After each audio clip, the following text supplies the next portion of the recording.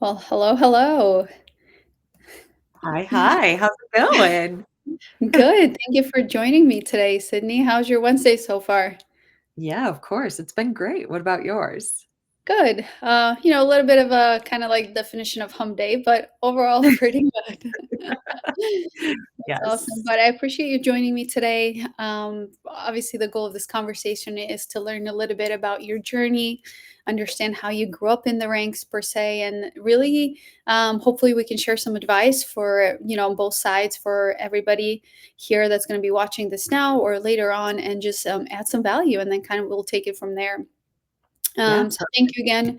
My name is Arvi. For those of you that don't know me, I'm a recruiter in pre-sales and post-sales, and I usually connect with leaders like Sydney herself, and just try to learn again about her journey, understand what it is that she's looking for overall, and just in candidates and talent, how she helps grow people, and kind of really understand that part. And like I said, the goal is to just generate as much value as possible for anybody that's watching us, and hopefully you can take even if it's 2 to 3 tips at a time to really apply and make a change for yourself and your life.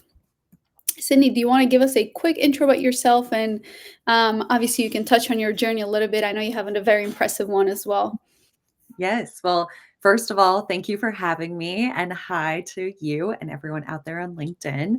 I'm Sydney Gomez, and I have about a decade of experience in SaaS in a number of different capacities. So I started more on the traditional marketing side, came up during a time where social media was really being figured out. And had just graduated college, and people said, "Hey, give it to the college kid." So I Yeah. worked at a social media software company and fell in love with training and really helping people until I found a lot of great mentors who said, "Hey, I think pre-sales is for you." And at first, my response was, "No, I Yeah. don't want to be in I sales." was just gonna ask, so how did that happen? Like from social media to like, you're good at pre-sales, let's do that. Yeah, for sure. So I have tried to deny the fact that I'm a competitive team sport player my whole life. But I am pretty competitive, but I really like to be a supporting role and a captain, if you will. And so I really enjoyed the opportunity to get closer to sales, but not Mhm. have a quota and be able to really control presentations. So something about me that I've always loved is storytelling and presenting. Mhm.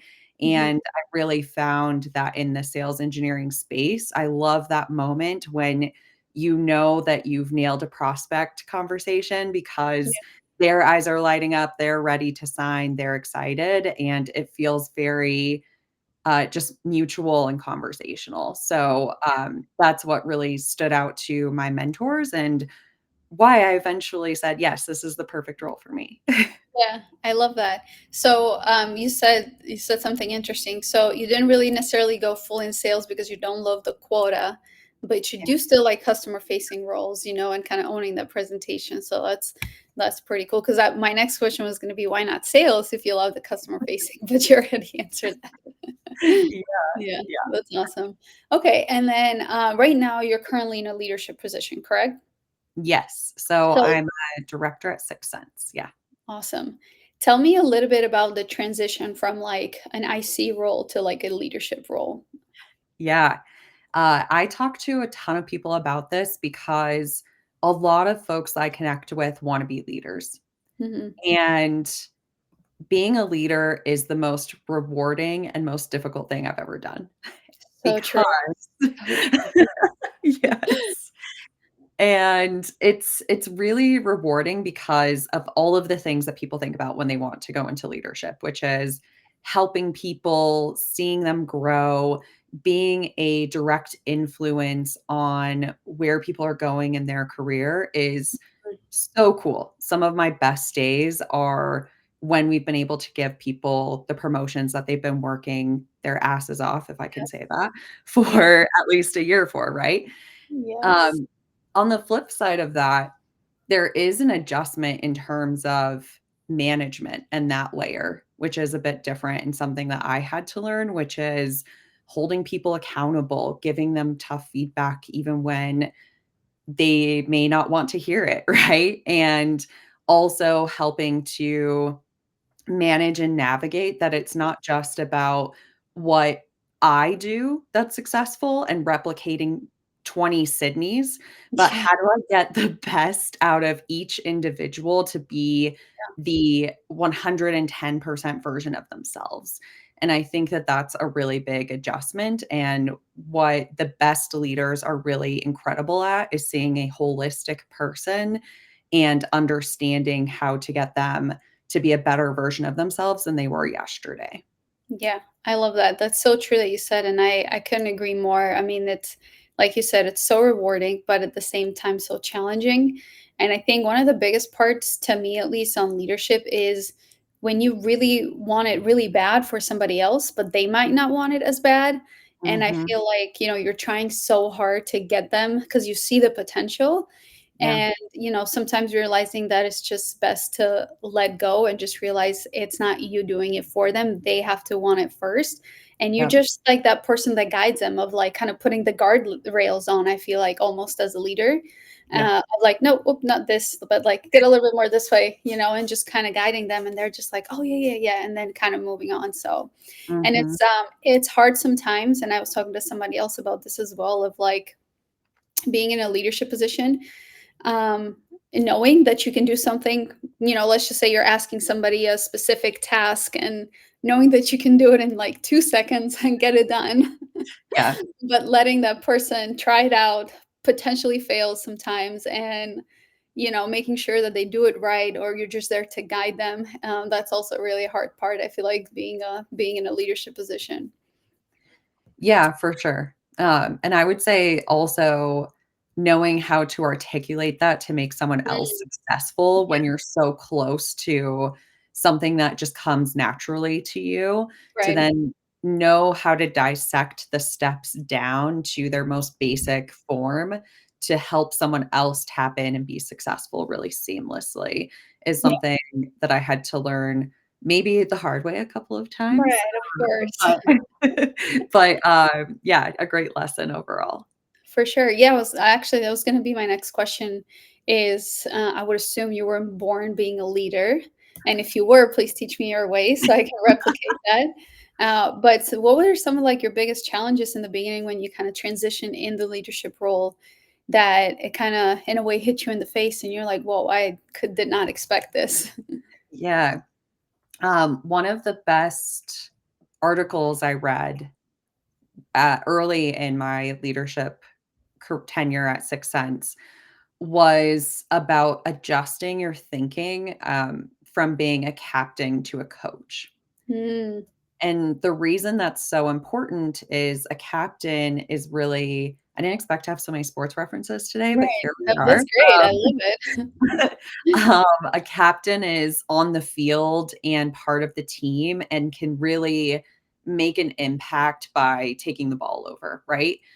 Whereas a coach is getting everyone to a place where they're successful in the game and making small tweaks here and there, but they're not on the field with the team. Yeah, And so I think that was such an important lesson for me to learn because I very quickly want to be someone who goes into the weeds and knows everything. And especially as an early manager, I got that dopamine effect of saying, like, I know the answer and you're yeah, coming to me. How amazing.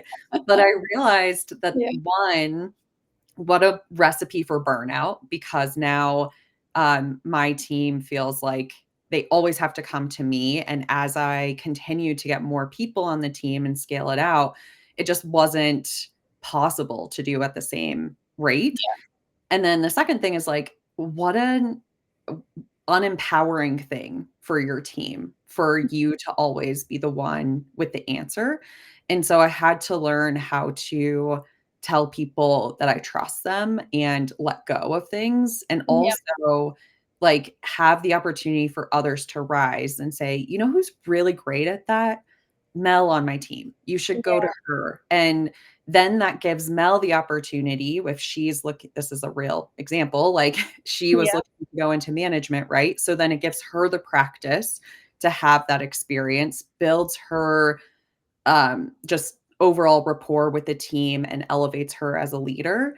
And so I think that those tiny adjustments, one, create more rising for other people and more confidence versus that like manager direct dynamic that sometimes becomes more um, harsh and difficult on both sides to Right, right.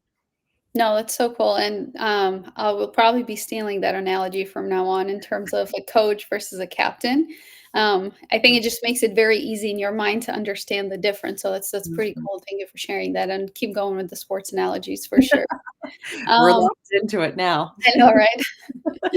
What would you say in terms of, like, being a manager versus leader are, like, some of the main differences? And I think every organization needs both, especially as you're growing, like, somebody always has to be a manager, and then you have to have a leader.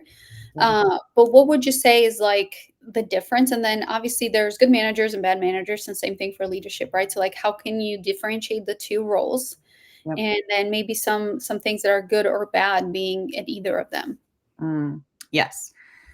So I have the mentality that anyone can be a leader, but not everyone can be a manager. Okay. And I firmly believe that leaders can come from any level and direction Mhm. because leaders are really making sure that I don't know in the chat if it's streaming live. Let me see.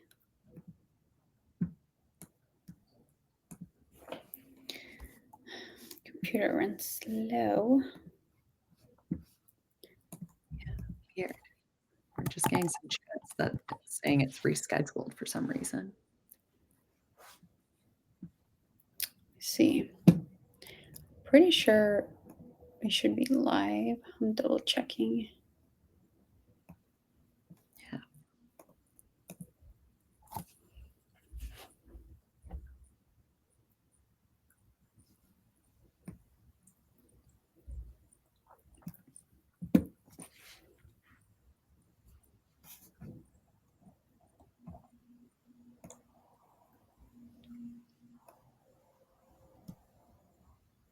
Hmm,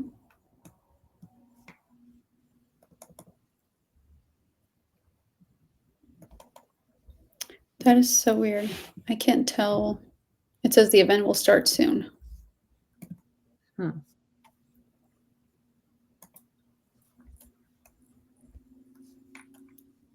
Um,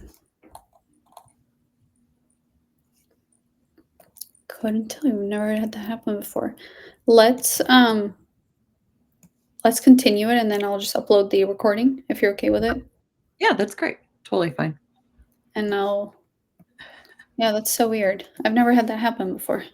Yeah. Wonder what happened. I Gotta like wonder if hate I technology. I know. Okay. We'll just keep going, Yeah, everyone. Nice yes. little recording we'll post. It'll be great. Yes, for sure. We'll still Uh, answer questions in the chat afterwards. yeah, absolutely. Okay, cool. So, yes, I am firmly believing that everyone can be a leader. So, in fact, when we have career progression and promotion conversations with people on Mhm. my team to go from SE to senior SE, we're really pressure testing. Can they function as a leader? Like, can they map the Yeah, types of engagements and activities and responsibilities that we want everyone to emulate? yeah. And I think it's And very just for on this really quick, give me, like, maybe 1 or 2 examples of, like, what would you expect that person to do now that he's in a leadership position? Just so if anybody is looking to get into that path, they have an idea. Because yeah, sometimes and I've seen it both ways where the leadership will tell them, like, "I'm expecting 1, 2, 3," and then there's times where they don't tell you, they're just kinda expecting you to know. So maybe yep. we can help them out with that. Yes. I'm definitely a clear as kind, unclear as unkind. Brene Brown, one of my favorite quotes. So, in terms of what I think makes for good leaders and head of the pack SEs is that they can handle any call Mm, and really have the foundation to feel comfortable with pivots on a call. They don't freeze like a deer in headlights, and they really have that customer facing strength first yeah, and foremost. I would say second, something that may be a little bit more unique based on my style is vulnerability and seeking feedback. mhm, So, yep, even when I started our commercial team, I would post my demos in our team channel and I would say, "Hey, I have a fail bout. Like, I really screwed this up, everyone. Can you give me feedback on how you would have navigated this?" Or at least offering, "Hey, like, feedback can come from anywhere at any time, and it's just not a top to bottom loop. It is really a jungle gym circular thing where I expect you to be giving me feedback, and everyone on our team should feel comfortable giving feedback and receiving feedback no matter who it's from." yeah, yeah, And then I would say third is definitely just creativity and curiosity. I have no interest in people who are looking to stay the same as they are today. I want people who are constantly, again, looking to try new things. We have a new product that's launched. Hey, I was the first one to demo this. It may have been messy and I want everyone's feedback, but it's important for me to share so that you can learn, I can learn, and we can grow together. yeah. I love that. I think leading with vulnerability is something that's important, because at the end of the day, you're never going to know it all. I don't care at what level you're in. You can be the CEO, the VP. There's always going to be an extra level, and Yeah. you'll never know it all. And when you come up with that like big ego type energy, and Oh then my you God. mess up, it's like people expect you and love when you mess up, versus Mhm. when you're like, "Hey, this is where I messed up." And you probably will see it's kind of like that what is that quote where it's like, don't say as I, or don't do as I do, do as I say. Yeah. And it's like you're telling me to do these, but you're not doing any of it, so like why would I do it? Yep. But when you show them like you are open to feedback, you are open to criticism, you are open to growth. Now when you're doing the same thing backwards, it's not expected as like, oh, why is she giving me feedback, like Yeah. why I don't want to, I don't like this type of feedback, etc. So Exactly. that's, yeah, that's, I love that. Yeah, 100%. Cool. And then what would you say in terms of like being an SE specifically? What would differentiate somebody that's like, and you touched on it a little bit, but let's maybe dive a little bit deeper on it. Is like, what would make somebody an A player versus like, just a, I'd say you can consider them a good SE. Yeah. I definitely think it's command of your storytelling and being able to have a compelling narrative when you get in front of customers and prospects. Yeah. And that to me means consistently honing and practicing your craft Yeah. and getting feedback from a ton of different directions. And that's not to say that you're becoming like a tape Yeah. recorder, like, but you're really being intentional about stealing different pieces Yeah. from, a lot of different folks and really bringing your own style that Yeah. feels really genuine to who you are. Like, I would make corny jokes in my demos, still do, my team kind of, like, force laughs sometimes, but we're in it. I know that they laugh all the time, but Yeah. sometimes they're Yeah. just on mute, you know? So, yeah, it's just, like, owning who you are and really looking to make sure that your storytelling is in a better place. Yeah. I love that. I love humor. I think humor makes everything better. Of course, especially in a professional setting, you can have it more balanced. But I think it's good. You break the ice. You kind of bring people's really out their personality out at that point, and you really, kind of switch them from being like fully kind of strict on professional to like, okay, I can relax now and maybe have a conversation with Sydney instead of like, or Sydney, sorry, instead of like, like, oh, I'm here to tell my facts and then kind of move on. At Exactly. the end of the day, I always like to say this in sales. Yes, of course, the product matters, the storytelling matters, etc. But people are always going to buy from people they like. Even if Yes. the product was awesome, if they didn't like you, either they're going to request somebody else, or you might have ruined it so bad for them that they might not even want the product. Yes, 100%. Uh, that humanity really comes through, that we're all just Right. people, Yeah. and it's not that serious, like, it Right. really isn't. Yeah. Um, so it's always interesting when you have a prospect or customer who is very serious, and then obviously there's a time and a place for Right. specific types of humor, but it is, in my mind, like, the best icebreaker is making a corny joke at the top and getting some Yes. laughs, and then sometimes it hits and sometimes it doesn't, and we just move on and we keep being human. Yes, that is very true. In terms of like being a sales engineer, solutions engineer, or whatever we want to call them nowadays, what would you say is most important? Is it technical skills or is it like soft skills like communication or I know you mentioned storytelling as well, and I guess that also depends a little bit on the type of company as well.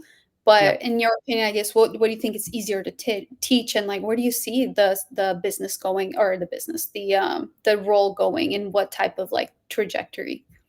Yeah.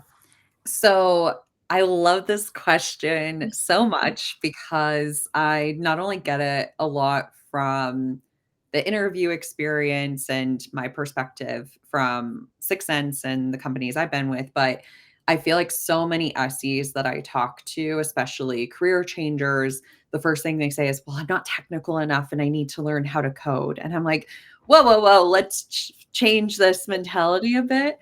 Yeah, Um, and listen, like there are companies where they are going to require you to be more technical, totally fine. I live in MarTech world, which is very different. You try to yeah, get a coding conversation with a marketer and you'll see their eyes glaze over and it's just right, not the world that I'm in personally. And I would say from a company perspective, that's something you should suss out is, hey, if I want to be technical, I probably want to be more in a certain space, like a yeah, data space, an AI space, etc., versus a MarTech space where it's more about the storytelling and yeah, functionality. So for me, I want to know, can people sell? Can they present? Do they feel comfortable navigating a room? I don't care if people code. Have no interest in learning how to code personally. And me definitely, neither. yeah. I definitely prefer the people to people aspect. Yeah, And so I'm more of the soft skills. yeah, And in fact, when I interview, I don't ask one technical question. I ask a yeah, lot of behavioral and self-starter questions because my really big deal breaker is, do you have an aptitude and an interest in running and learning? And right, if you don't, then a team that I have in Sixth Sense is definitely not going to be a fit for you. And that's yeah, okay. right, I'm gonna go on one like other tangent here, but it's like to me, I also think a lot of people, I, rightfully so, trust me, I've been there, but I think people get really discouraged if they aren't what a company wants. That's yeah, totally understandable, but it's also the more genuine you can be in who you are, instead of worrying about what a company needs, be who you are and know what skills you bring to the table and be able to articulate those because then you'll find the right place for you. And that's always like yeah. a flip that I think we need to encourage more. Yes, yes, and I have so much to say because we kind of moved on to 3 subjects, so I love it. First of all, I agree. I think that technicality is very company dependent, very product dependent, and there's gonna be, like exactly like you said, companies that are, are needing that technical background and they can teach the soft skills, and there's Mhm. companies where kinda like yours, where it's like, "Hey, we're mostly focused on soft skills," and I think there's a market obviously for both, and same thing for the type of person that's either applying or looking to get into those jobs. So, and then on the other aspect, and I'm so glad you brought that up because I think it's so true. I mean, honestly, and as a human, obviously, you never want to feel rejected. You never want to be rejected. That's just like human nature, Mm, but it's going to happen all the time. And I think the biggest thing is just understanding that it's not personal. 100. At the end of the day, you're going to get always going to get more rejections than you get yeses on anything that you do, whether it's sales, whether you're hiring, whether you're, trying to get in clients or whatever that is. You're always going to get rejected first, and Yep. then you're gonna get that yes the afterwards. And I totally love what you said of like just be yourself, and then you will attract the type of company that likes you for you, not you trying to be somebody that you're not. Yeah. So it's pretty cool that you mentioned that. Yeah. um, Awesome. And then what would you say in terms of hiring? Because we're kind of in that topic, or dancing around it per se. Yeah. What would you say in terms of a company? When is it the right time to hire? Mm. Proactively being or being reactively to hiring? Do you have a sweet spot? And I love this question because there's always like it ends up always being that companies are end up being more reactive than they are proactive. Oh my gosh, yes. I have a philosophy to personally always be building my hiring pipeline, Mhm. so that when I have a role available, which spoiler alert may be coming soon with Sixth Sense, Okay. who knows? Uh, I know top of mind some candidates already. So I'm always trying to build my bench and build my network. And I'm also looking at early in my career, I got the advice of understanding your bench and your current makeup of the team and what is missing from that. So I really don't want to just, again, hire five Sydneys. I want to hire a lot of diverse background skill set with the ability to run and have different strengths on the Yeah. team. Yeah. And so um, I would say that's a big thing. And in terms of headcount planning, I have 2 different functions that operate very differently. So one is more in that set traditional ratio of a commercial organization that's in a 5-to-1 AE relationship. And then I have a specialist organization where it's more need based Yeah. and based on complexity of products, bandwidth, and so we're constantly looking at how many demos are people carrying in a day, what is their capacity to continue to learn, have upskill? Are they doing general overviews? Yeah. Because the all of the consensus data I've read in the past really shows that that leads to burnout. And so we're constantly looking at different levers to pull to help with bandwidth and how we need to grow the team or adjust some of that, especially because the world we're getting into, there's less resources and tech to just hire like a frenzy, like Yeah. when I became a manager. Yeah. So really being more intentional on the appropriate bandwidth for people to make sure that they're happy, healthy SCs. Yeah. Yeah, that's true.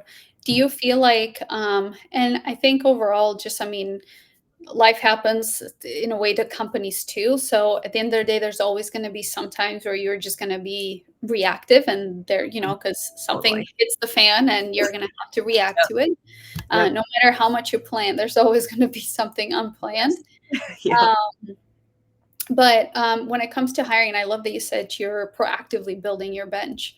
Mm, What does that look like for you? Or if you can give me some examples for anybody that's maybe looking for a position right now, what can they do to stand out to somebody like yourself, or even a hiring manager, or a recruiter, whatever it is that they're trying to work with to get that position?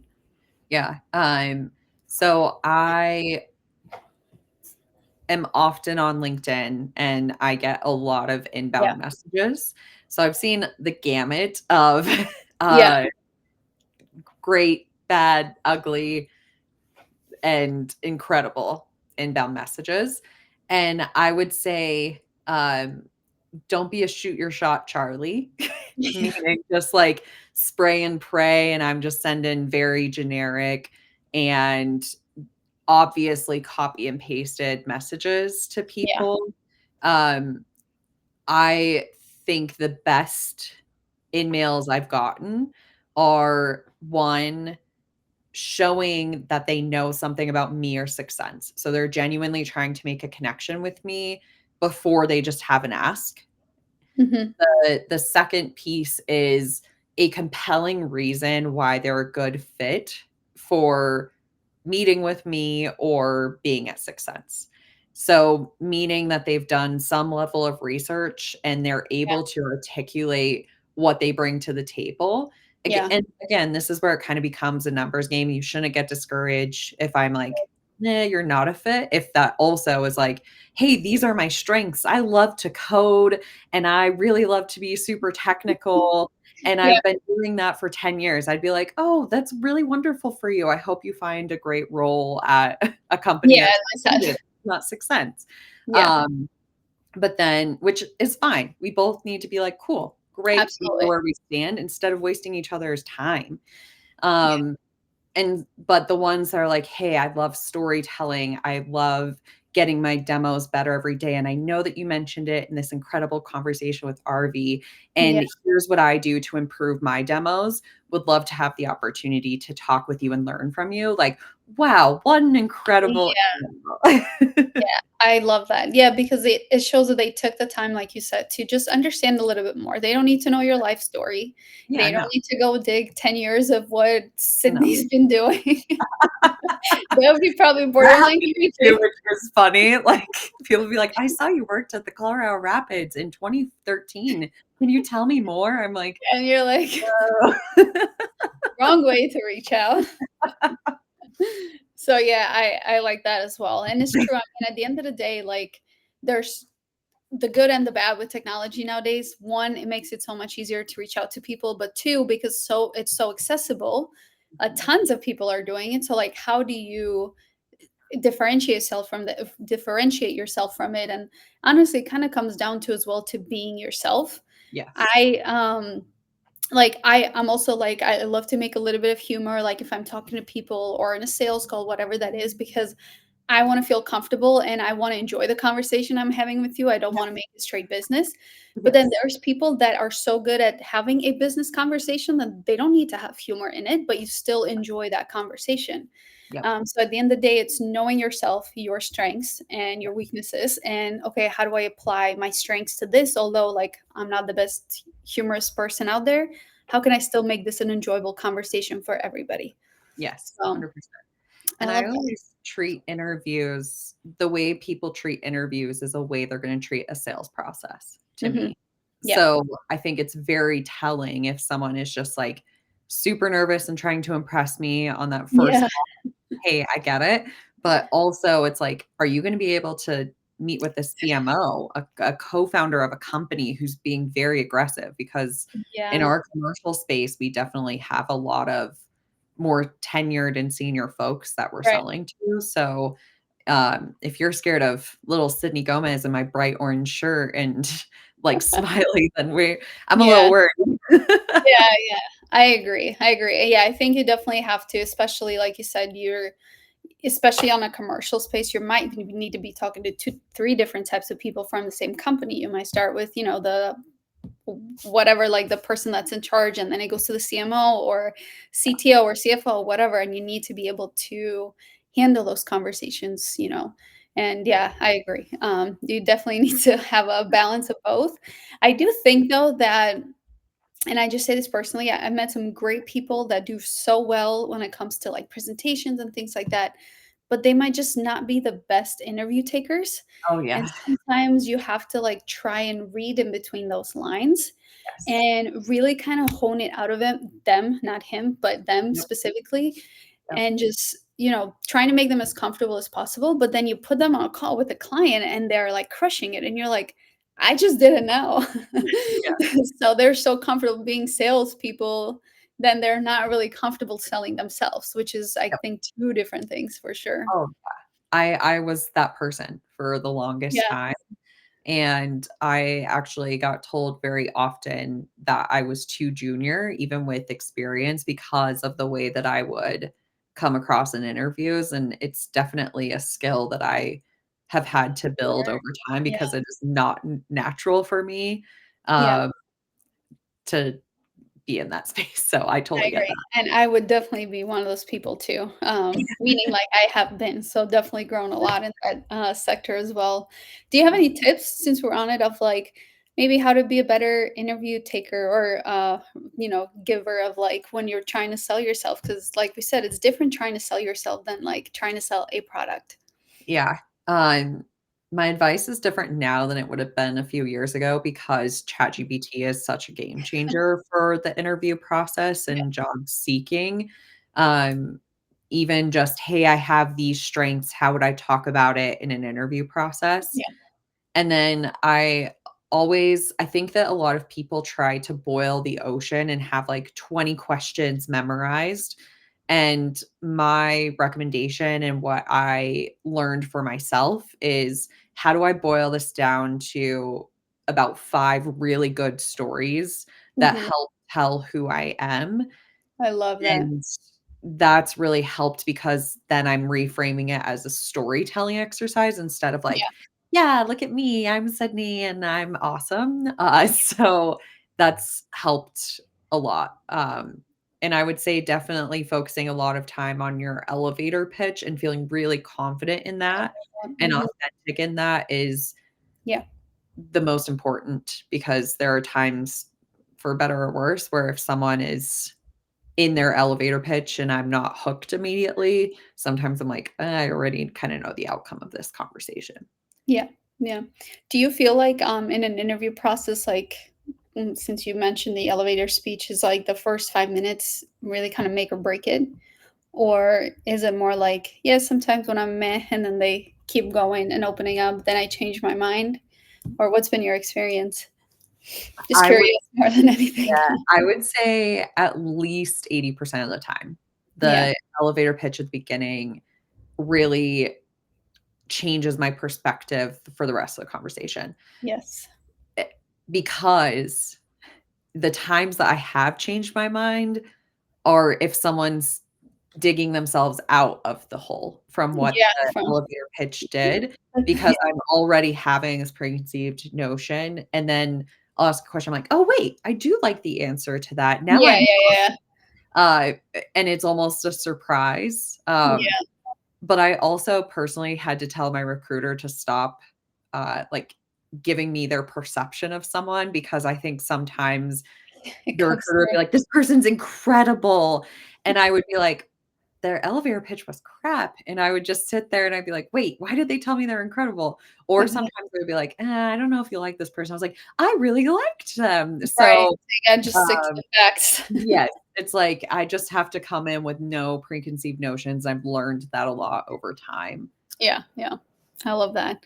And then just lastly here, any advice for anybody that either wants to get into space or just looking for career growth within SE, what would you recommend them at this point? And I'd love for you to talk a little bit about your services too, because I know you have a ton of knowledge to share as well. Yeah, so I would say the biggest thing is find a safe space to practice. Mm, And that's why I went into coaching because I had a lot of situations where people were asking me for promotions or interviewing, and it was obvious it was their first time saying it out loud. yeah, And I was like, "Hey, as your manager, this fell flat. yeah, As your mentor, like, this is what you can improve in this conversation and the way that you should be thinking about this." And yeah, so I'm obsessed with, and a lot of people make fun of me because I'm very corporate speak, even outside of work. Don't yeah, don't at me.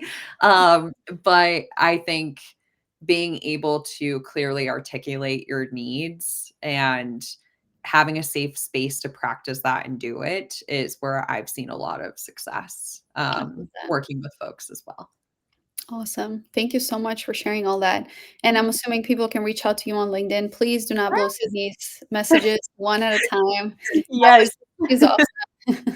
Yeah, and, just be patient with my SLA at times. I love that. Well, thank you so much for Yeah, joining me yeah. today. Obviously, the live didn't go as planned, but we'll get this uploaded. That's how And it goes. Yeah, I know. Sometimes you just gotta work around them. Yeah. But thank you again so much for Yeah, everything. thanks too. And let me know if I can help with anything else. Yes. Awesome.